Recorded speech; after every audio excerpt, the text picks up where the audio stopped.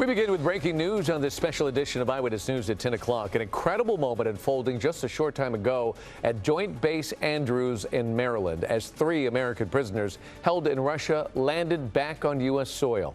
They are part of a multi-nation prisoner swap with Russia, and as they came down the stairs from the plane that flew them to freedom, they were greeted on the tarmac by President Joe Biden, Vice President Kamala Harris, and their loved ones. It was an emotional reunion for all involved. Hello, I'm David Ono.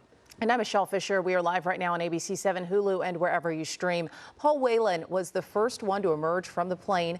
President Biden saluted the former Marine as he descended the stairs there. Whelan was arrested in Russia in December of 2018 and charged with spying and received a 16-year sentence. He was in Moscow to attend a wedding of a fellow Marine at the time when he was arrested. His twin brother and his sister had been in constant contact with the Biden administration as it worked to obtain his release. After speaking with President Biden, Whelan also had a conversation with Vice President Harris and was then greeted by his family.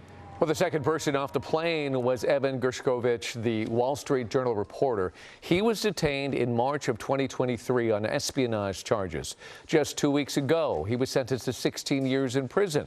But with today's multi-nation prisoner swap, Evan was freed. He was greeted on American soil by the open arms of Vice President Kamala Harris.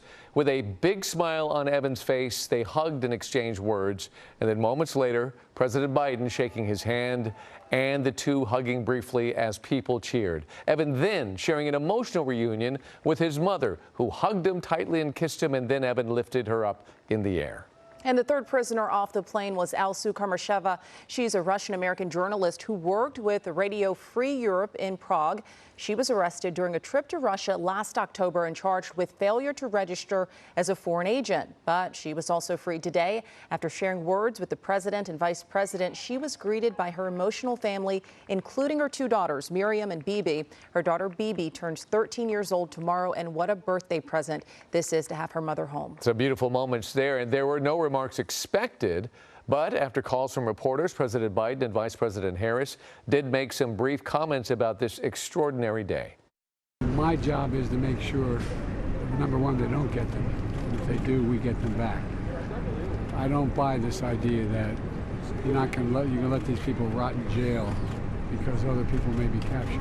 What he has been able to do to bring the allies together on many issues, but in particular this one, this is just an extraordinary testament to the importance of having a president who understands the power of diplomacy. There was another remarkable moment when reporter Evan Gershkovich walked across the tarmac to a corral of journalists covering his arrival home. It was a group. In that group were a number of Wall Street Journal reporters who have kept his name constantly in the news. There were handshakes, hugs, even tears. Quite a welcome home for Evan and his fellow reporters. Hello, I'm Mark Brown. Get more great ABC 7 content by clicking the subscribe button for our YouTube channel and download the ABC 7 Los Angeles streaming app on Fire TV, Android TV, Apple TV, and Roku to watch on your TV.